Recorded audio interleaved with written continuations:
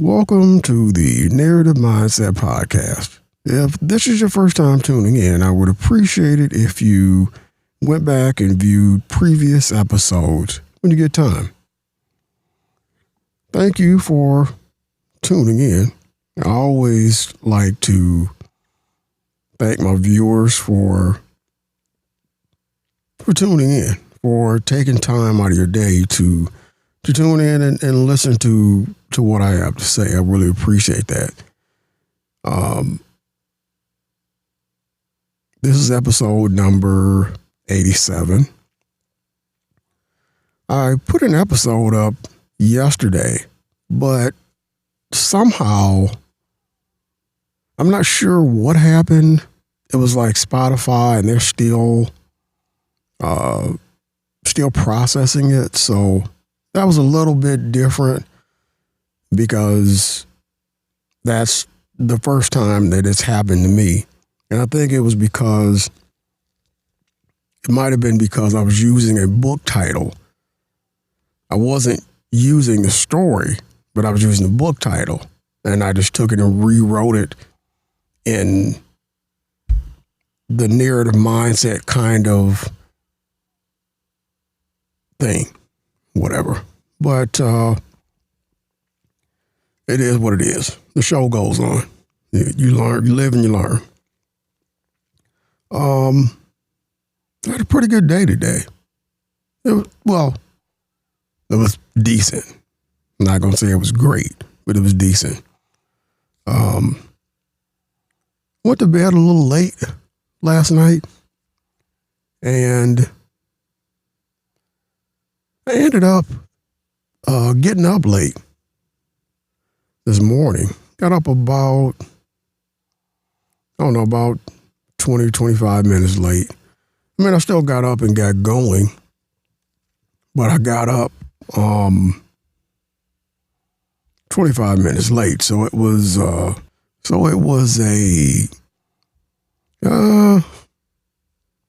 little bit of a shorter morning than I like.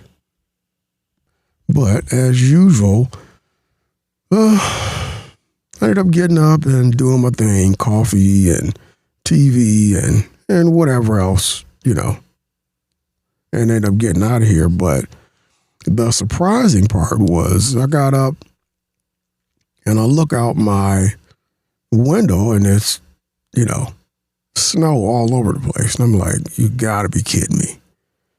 So I said, okay, I got to get out here because I don't want to work the weekend. And so I get out there, not a city plow truck in sight. I'm out there at 4:00. I didn't see a plow truck until probably maybe 7. I mean, that was like, wow. So I get out there and pick up my first passenger. And I'm coming up to a freeway on-ramp, the one when you get off the regular street. So there's a truck. It stopped. So we get around him. That's an accident. Then I get on the on-ramp, and there's another accident with a semi where you get off the on-ramp onto the highway. So we sit there for a minute.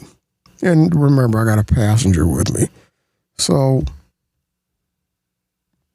I sit there for a minute, literally 1 to 2 minutes. And I get out and I take my hoodie off because I always wear a sweatshirt and then I wear a hoodie over my sweatshirt. So I take off the hoodie, whatever, throw it in my trunk. And I'm sitting there waiting. I said, you know what? I don't have time for this morning. So literally, probably shouldn't be saying this. Me and the car in front of me, we bagged down the on-ramp around the truck accident. And then I take the back roads. And as you can see, I had this immediate feeling of like, you know what? I really wanted to go back home. I really, really honestly wanted to go back home. Because you got to imagine being out there, roads are full of snow. I could only go 25 miles an hour. You know, it was crazy. And you got these people who, for some odd reason, I'm not sure if people think because they get brand new winter tires that they're like invincible, that they can go the same speed as they did on dry pavement, and it'll never catch up to them, or I'm not sure what they're thinking.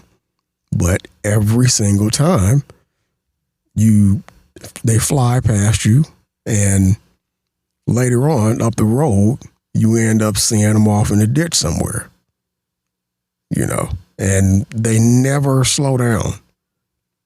You know, I saw a guy, you know, scariest shit ever. I saw a guy in a cement truck. You know, he was flying down the street. I go to turn. He passes by me. I happen to look back. There's a car that slowed down right on the other side of the intersection. You know, I mean, you're in a plow truck. So it's like, dude, you know, you got to be kidding me. But luckily, he ended up not hitting the person in front of him. So, you know, I give him a lot of credit for driving the heck out that cement truck, because I would have, you know, needed a couple pairs of drawers for that stunt he pulled.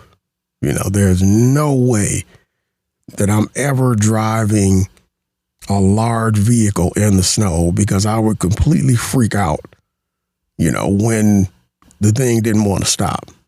I mean, I almost freaked out driving a U-Haul on dry pavement, because their air brakes, the air brakes are delayed. So when you hit the brake, then it doesn't just immediately come to a stop. It's like, you're praying that you don't hit the car in front of you if you're not used to it. And I wasn't. So it was like, yeah, this is, I'll stick to U-Hauls. But I kind of want to discuss something. When I was younger, I've always had jobs, right? So I've always liked working. I've always loved making money. You know, whether it was cutting grass, whether it was picking up bottles, whether it was working in a factory, wherever I could go to make money and have and generate income and put money in my pocket. You know, I was all for it. So also growing up, I was around, had a lot of male figures, men that, you know, you had to be, there were certain expectations for standards set as men, you know.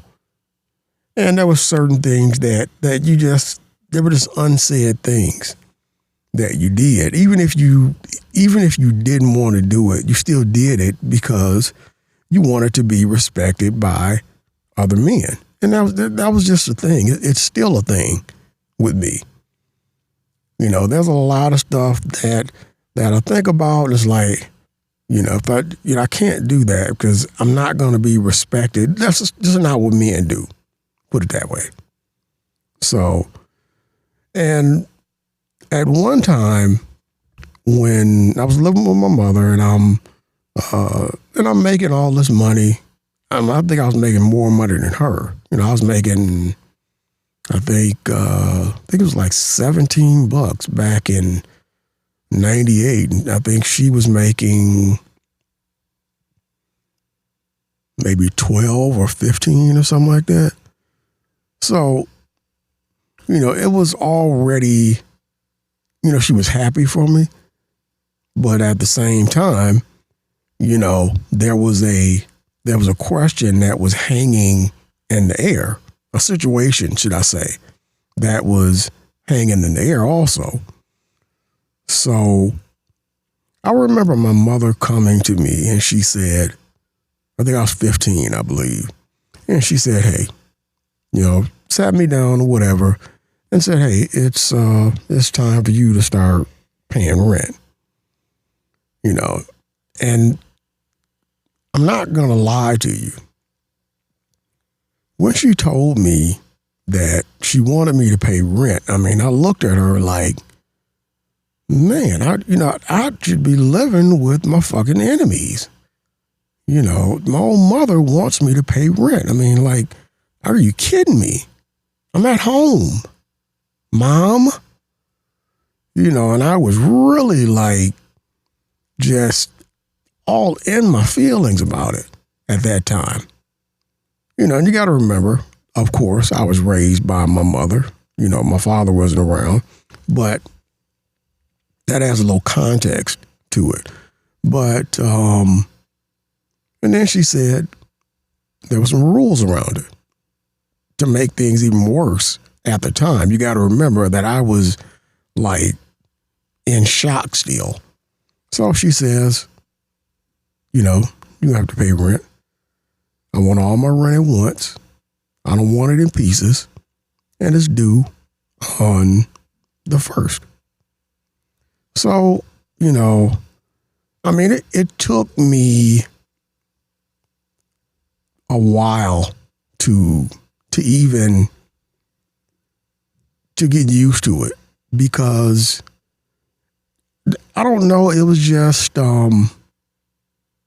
I think it was, number one, not having a father in the home, not having a father that was a father figure in the home and that type of thing. Because had I have had a father in the home that was, the father that I think a father should be, then, I would have been, my mother would have been waited on hand and foot. She wouldn't have did no nothing. I would have been, giving her my check and letting her give me what was left over after, after, bills are paid and, she didn't, here's my check, take what you need, give me what's left over. But I didn't have a father in the home. My dad, he was a hard worker when he went to work, put it that way, because don't let me get into what my mother would say. She would say something totally different. So my father was, he wasn't in the home. But as I got older, of course, I look back on that and I really, really appreciate my mother for doing that, because, of course, we all know that it taught me a lesson. What landlord do you know that's going to, number one, take his rent in pieces?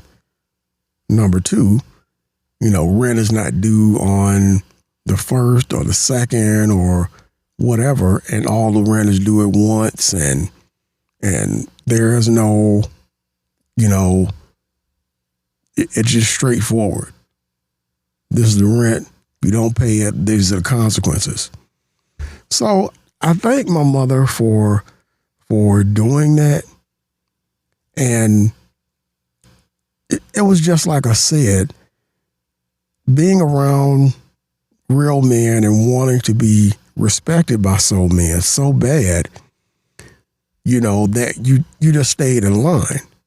And that was just the way it was.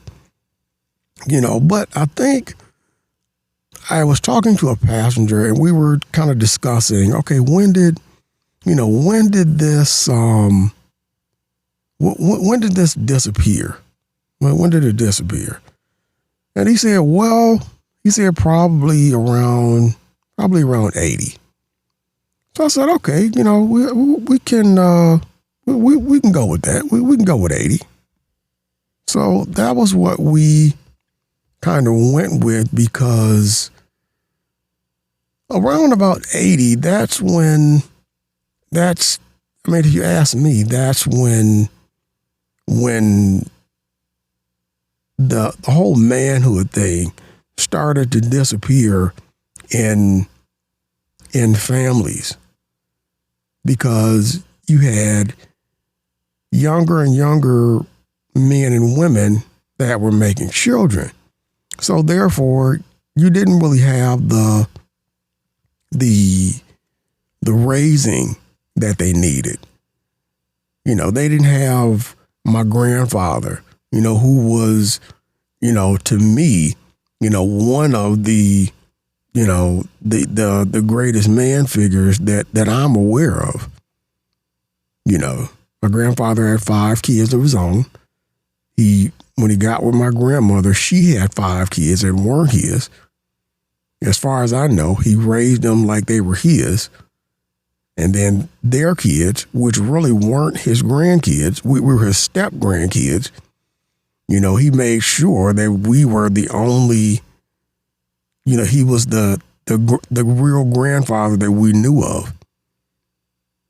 And then in his free time, he was a crossing guard. He helped other kids. So my grandfather was just a good person. And then even after he died, him and my grandmother gave money to everybody, and we split up, whatever, they had left or whatever, which wasn't a big deal. I wasn't even concerned about that. Wasn't expecting it or anything like that. But, it was nice. But these younger families, they don't have that type of mentorship or examples to look up to. You got these young guys who are in gangs and carrying guns at 14 and all this other stuff. And the only example that they have to look forward to is their father, who just got out of prison, or, their parents usually aren't together, and, just all kinds of stuff. So they have to dig really deep to find an example somewhere to go by, and some of them, they're just like, I don't really care about, examples and all this other stuff. And they pretty much just kind of do their own thing, which is fine. But, it draws you further and further away from actual manhood, which is really important in a young man's life, because it shapes who you are and the decisions you make. So I had another passenger, and it was an elderly woman. So I have conversations with passengers quite a bit.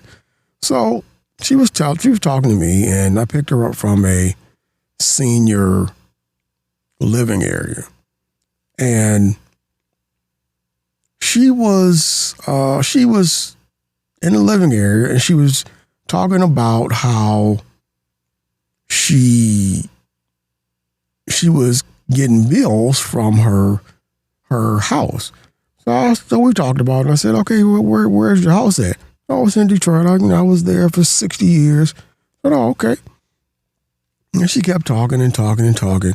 And And I told her, I said, well, you might want to, you probably might want to consider selling the house. So she said, well, my son lives there.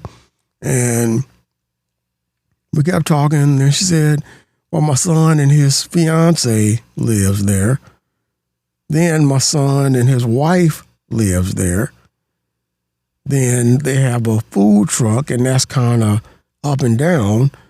And, I'm tired of paying bills in a house that I don't live in. So I said, okay. Number one, if you're 70-something years old and you don't live in your house, your son is living there, which is bad enough. But at the time when we were having the conversation, it was acceptable. So she kept talking, and I said, well, that's bad enough. Just your son living there. And you may have to pay a couple extra bills. And, it happens. Because I'm thinking that he's this kid. So then I said, but hang on. He's married. So he's considered a man. Not a boy anymore. Not, learning. You're a man with a family. That's number two. And then she says, well, I'm trying to, they have a food truck and it's not going that well. And she blamed it on Trump, of course. It's not going well, and with Trump and his tariffs. And I stopped her and I said, ma'am, number one, let's leave Trump out of this, because with or without Trump, you need to be a man, regardless. Men rise to the occasion. So that's number one. Number two, your son is not just your son and he's just trying to figure his way out and all this other stuff. Your son is a man. Your son is a married man. Stack them on top of each other. You're a man, number one. You're a married man. Then, oh my God, she made the mistake. She made the mistake of telling me that this dude, her son, is 56 years old. I almost pulled the car over. You know what? I almost told her, what's your address? Because we're going to go over there and tell this dude, if you don't get your stuff together last week and, move your mama away from the grave because you're killing her,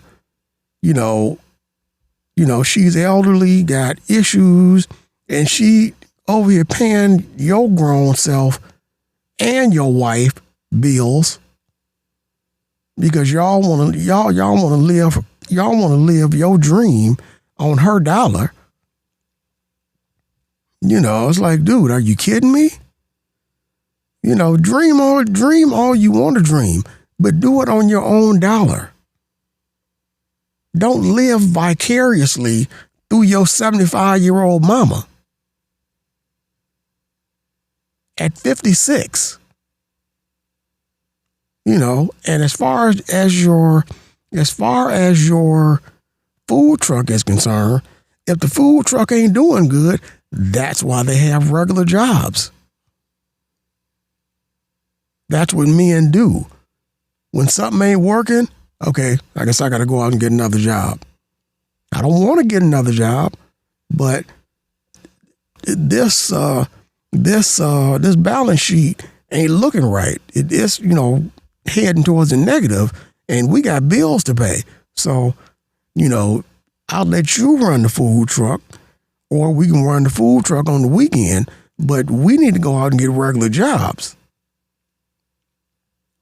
And the mother was like, well, I think I'm gonna have to tell them, and I'm gonna have to have a talk with them. I told that woman, ma'am, you ain't got that much time left. So that conversation is better to happen sooner than later.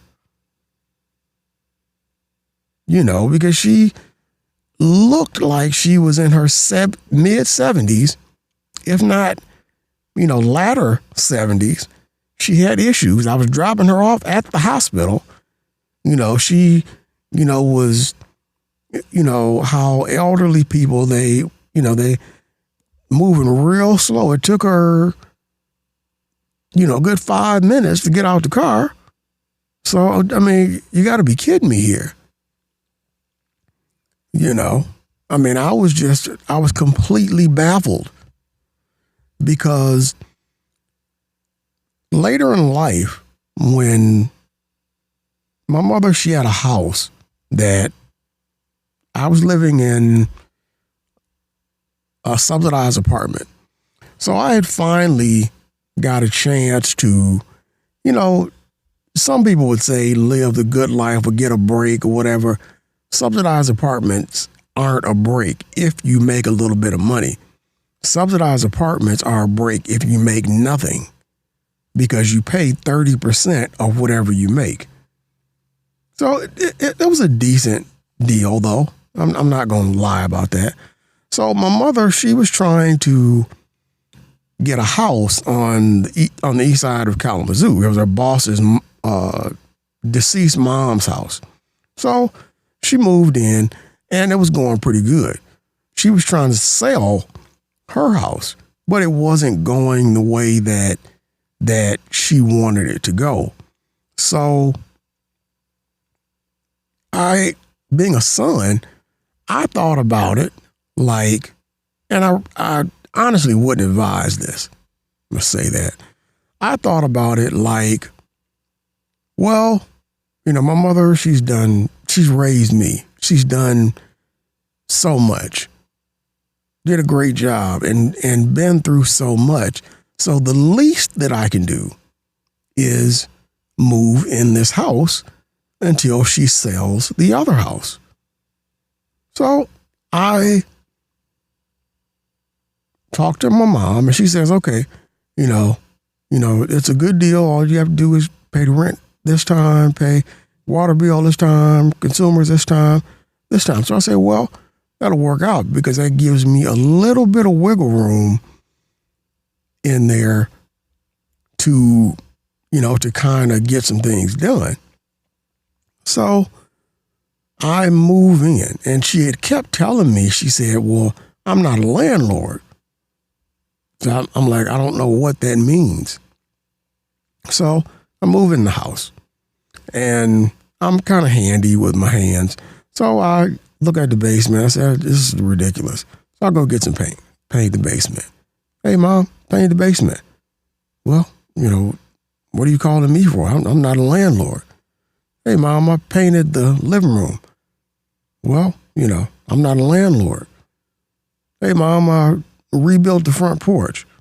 Well, I'm not a landlord. Hey, I had some issues with the neighbors, and he was trying to tell me the property line was where it wasn't. Hey, that's good, but I'm not the landlord. So this kind of went on and on and on, and it was like, my mother, I'm being respectful, and sometimes the house needed a roof.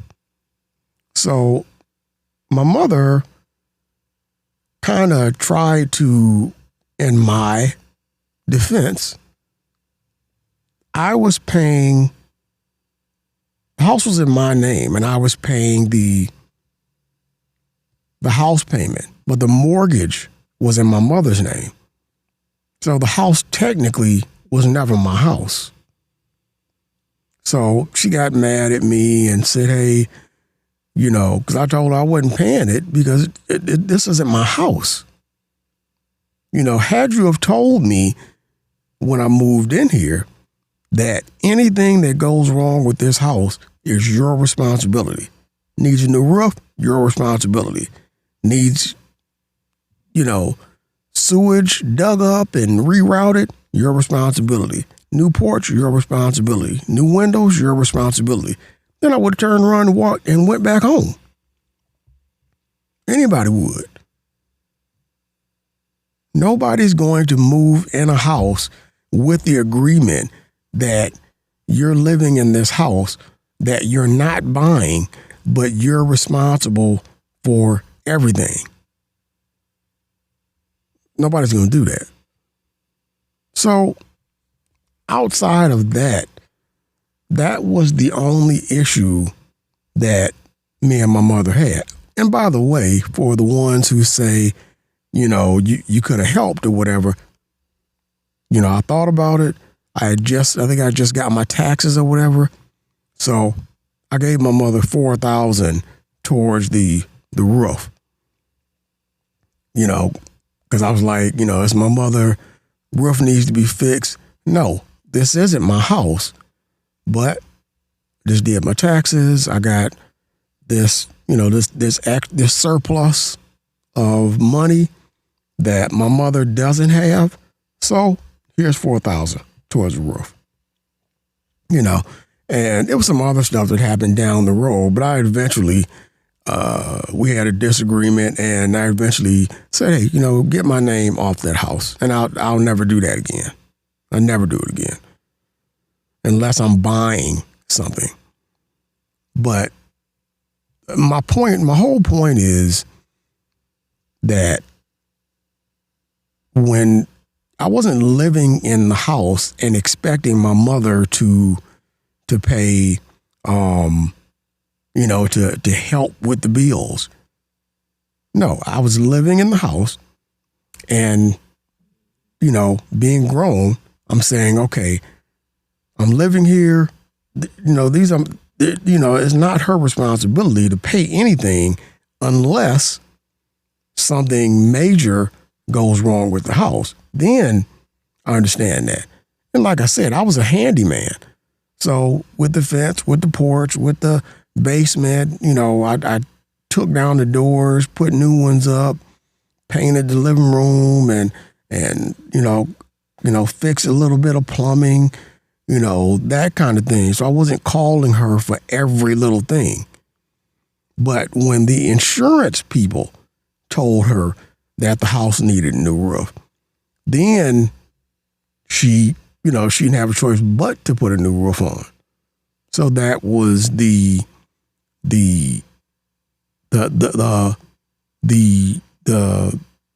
when she came to me about a roof and wanted to talk to me about it, but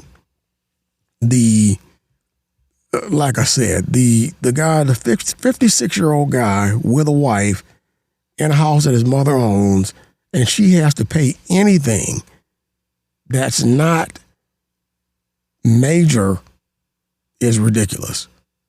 And that is to me, it's a miss. The manhood was missed somewhere, and to be older than me was like, it was like a shock. It was really, really a shock, because it's like I'm just not used to hearing that. I expected her to tell me the guy was, some young kid, 15, 16, 17, something like that, but, not 56. You almost ready for retirement and, you trying to put your mama in the grave, before her time by not relieving her of bills on a house that she don't even live in no more. So that was a little bit different. Only because of the era that I grew up in. It just wasn't that. Don't get me wrong. I didn't have a in-house father who was there all the time, and just the the type of situation that you look at when you think of a father. Didn't have it. But I did have a father that was accessible sometimes. And, he acknowledged that he was a father and, that type of thing. So, I guess you go figure that one out. But I dropped her off and I really had thought about that because we definitely had a good conversation about that because it was a different situation. It just wasn't something that me myself, it wasn't something that I could get over. So it was just a little bit different for me. And I'm not the perfect, Mr. Superman or anything like that. I just believe in when I look at every decision that I make, I look at it as if I make this decision, in my head, I'm looking at about 10 men standing in front of me. Real men. Real, no question men. Are they going to respect me after I make this decision? And I also look at it from a point of there was something that men did when I was growing up, and they were usually, they were old elders. You would ask them a question, right? Because, and I'll finish that statement here in a minute, but you would ask them a question, and they would, nowadays, well, let me finish. You'd ask them a question, and they would, whatever you wanted to ask them, they're giving you a straight answer. If you ask them, in domestic violence situations, you could say anything. Y'all got into it and she hit me and you could say she hit you upside the head with a bat. And the only thing that they're going to ask you is, are you bleeding? And you're looking at them like, am I bleeding? What? Are you bleeding? And you say, no. Okay, then. End of story. But, they don't want to hear it. Don't want to hear it. I don't want to hear nothing you got to say if you ain't bleeding. And that was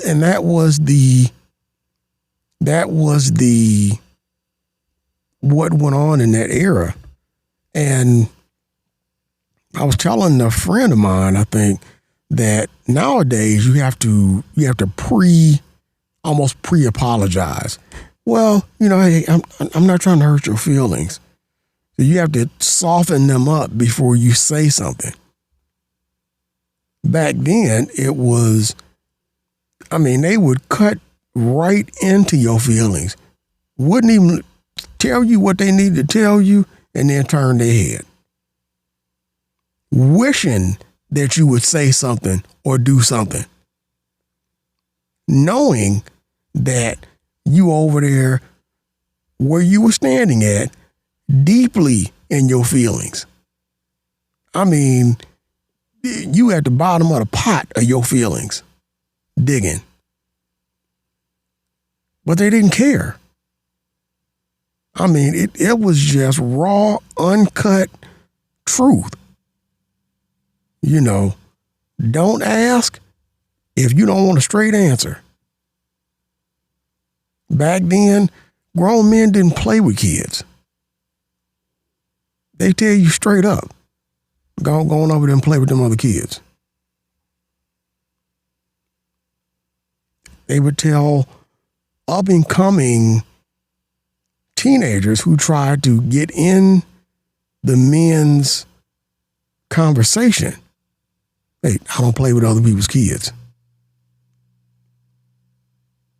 I mean, it was just, it was a beautiful thing. Now that I look back at it, going through it, it was, it was almost like a love-hate relationship, that you really don't understand when you're going through it. But like everything else, if you like it, it's not good for you. If you hate it, that's what you want to stick with. Food that you like is not good for you. Food that you don't like and is nastier than crap, best thing for you.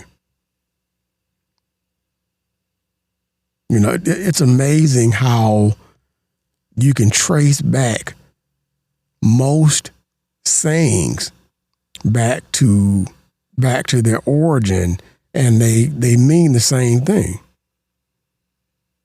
We were taught everything that we needed to know from birth, from growing up. But as adults, we took that information and, we kind of threw it out the window, unfortunately. Charlemagne was talking about something today on The Breakfast Club. And he was saying that, we have, I think he said we have 27 days. But the point was, you have 20-something odd days, we'll say it that way. In my book, what I would like you to do is I would like you to go through a simple step process. That's my process. You don't have to. But one thing about the process that I believe that if you go through it, and it's all free, if you go through it, you'll be a better person. I think you'll feel better. And I think you will have a different outlook on life. And it's just the steps that I took. And no, this is not a class. This is not something that I'm telling anybody to do. If you want to do it, feel free.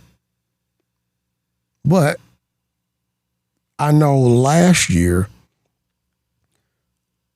was when I made a decision to change my life and get healthier. So I'll kind of explain what I do.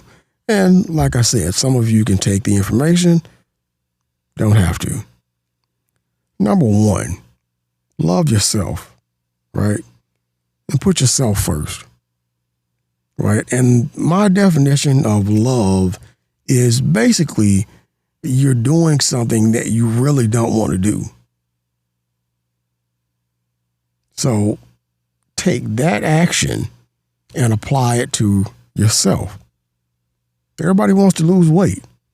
Nobody wants to go on a diet. Everybody wants to be a bodybuilder. Nobody wants to go lift them heavy weights. When you take that particular feeling and you make it a priority, that's the difference between love and being in love. You want to be in love with yourself. Because when you're in love with yourself, you're not only doing the things that you need to do, usually the things that you don't want to do, but you're making them a priority. You're making that feeling a priority. Once you've done that, you want to say, am I content in life? right? You're climbing up a mountain. You got these ledges. Climb, make a good distance, you got a ledge. Make good distance, you got a ledge. Make good distance, you got a ledge. Now, when you climb up and you get to the first ledge, you say, okay, that was pretty easy because it was a short distance. And then you keep climbing and you get a little bit of safety rope under you. I'll tell you what I'm talking about here in a minute. Each ledge is a point where you feel content enough to take a break, to just say, okay, I'll climb a little bit more a little bit later on, but I'm in a good spot in life. That's being content. The reason I said the safety rope is because a question that I would ask a woman is, if you were climbing next to two guys, they're both climbing, got these ledges, they get to the first ledge. One guy says, he takes a rest, I want to climb some more. Starts climbing. He's got a little bit of safety rope behind him. The other guy, he hasn't made it to the first ledge. He's still kind of hanging on and looking at the first ledge. He's almost there, but he's still hanging on. So it's like, as a woman, if you're going to fall, which guy do you grab onto? Do you grab onto the guy that's not only content, but he's gotten to a point to where he has a little bit of a safety net up under him? Or do you jump on the other guy who hasn't even made it to the first ledge yet? He's not content in life. He has no safety net under him. And if he falls, you fall with him. That's just a picture I paint for that. But you love yourself, you're content, happy.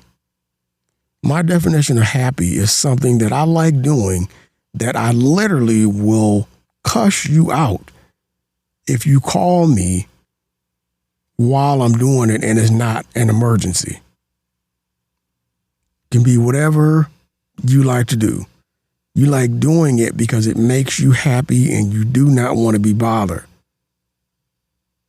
It could be doing something with somebody else.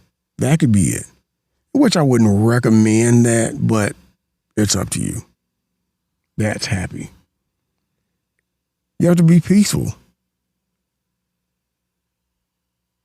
Get everybody out of your life that's not bringing positivity into it.